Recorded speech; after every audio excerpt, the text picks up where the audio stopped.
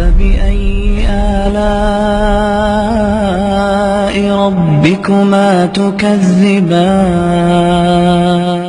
نبی علیہ السلام نے ارشاد فرمایا کہ جو شخص دنیا میں دوسروں کی غلطی کو جتنا جلدی معاف کرنے والا ہوگا، اللہ قیامت کے دن اس کی غلطیوں کو اتنا جلدی معاف فرما دیں گے۔ اور دوسری حدیث پڑھ کے تو ڈر لگتا ہے۔ نبی علیہ السلام نے فرمایا کہ اگر کوئی بندہ دوسرے سے غلطی کی معافی مانگے اور فرمایا کہ اگلا کہے میں معاف نہیں کرتا، نبی علیہ السلام نے فرمایا یہ جو کہہ رہا ہے نا میں معاف نہیں کرتا، یہ قیامت کے دن میرے سامنے حوض کوثر پہ حاضر نہ ہو۔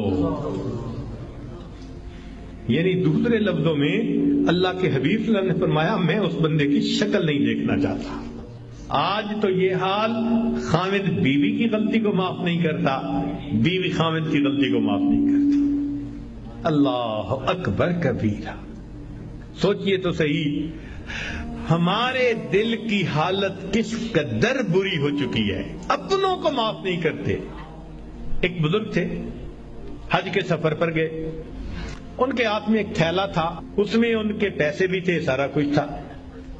ایک نوجوان آیا اور اس نے جلدی سے دوڑتے ہوئے جو ہمیانی ان سے چھینی اور چھین کے بھاگ گیا۔ اللہ کی شان کہ جس نے ہمیانی چھینی تھی نا، یہ تھوڑی دور آگے گیا تو اچانک اس کی آنکھوں کی بینائی چلی گئی۔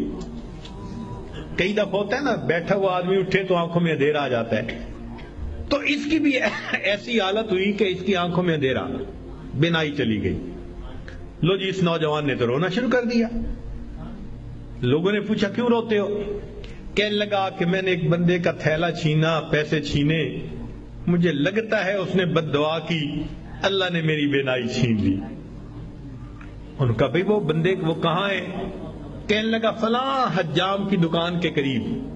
تو جب اس بندے کو بتایا کہ بھئی وہ بڑے میاں آ گئے، لوگوں نے بھی کہا معاف کر دیں، نوجوان نے بھی کہا پلیز مجھے معاف کر دیں، وہ کہنے لگے میں نے تو اسی وقت ہی معاف کر دیا تھا۔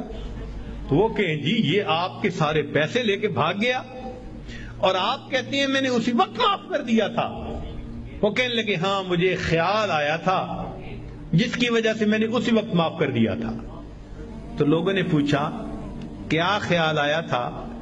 تو وہ بڑے میاں کہنے لگے کہ جب یہ میرا تھیلا لے کے بھاگ گیا تو میرے ذہن میں خیال آیا قیامت کا دن ہوگا اور میں اگر اللہ کے سامنے مقدمہ پیش کروں گا تو اس بندے سے حساب لیا جائے گا، اور جتنی دیر میرے اور اس کے مقدمے کے فیصلے ہونے میں لگے گی، آقا صلی اللہ علیہ وسلم نے فرمایا میں امت کا حساب مکمل ہونے سے پہلے جنت میں نہیں جاؤں گا۔ تو خیال آیا کہ جتنی دیر میرے مقدمے میں لگے گی، میری وجہ سے میرے آقا صلی اللہ علیہ وسلم کو جنت میں جانے میں دیر لگے گی، میں نے معاف کر دیا، نہ مقدمہ پیش ہوگا نہ میری وجہ سے میرے آقا کو دیر لگے گی۔ آج ہماری اگر یہ سوچ بن جائے تو ہم ہر ایک کو معاف نہ کر دیں کہ ہماری وجہ سے تو ہمارے آقا کو دیر نہ لگے نا جنت میں جانے میں۔ ہم بھی اپنے گھروں میں اپنی بیٹی کو، اپنے بیٹے کو، اپنی بیوی کو، اپنے بھائی کو غلطیاں ہو جاتی ہیں، باتیں ہو جاتی ہیں، تو بجائے دلوں میں کینہ رکھنے کے اور بجائے دلوں کے اندر دشمنی پالنے کے، ہم اللہ کے لیے معاف کرنے کی عادت ڈالیں۔ یہ نبی علیہ السلام کی عادت مبارکہ ہے۔ اللہ ہمیں اس سنت پر عمل کرنے کی توفیق عطا فرمائے، اور اس کے بدلے اللہ قیامت کے دن ہمارے قصوروں کو معاف فرما دے۔ میرے دوستو، ہم اس کے زیادہ محتاج ہیں۔ دوسرے نے تو ایک غلطی کی ہوگی اور ہم نے پتہ نہیں اللہ کے کتنے گناہ کیے ہیں۔ اگر ایک غلطی کو معاف کرنے پہ وہ پروردگار سب گناہوں کو معاف کر دے تو سستا سودا ہے۔ اس لیے جب بھی کوئی معافی مانگے یا نہ بھی مانگے، اللہ کی رضا کے لیے اللہ کے بندوں کو معاف کر دیا کرو۔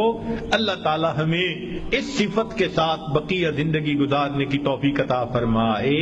وآخر دعوانا ان الحمد للہ رب العالمین۔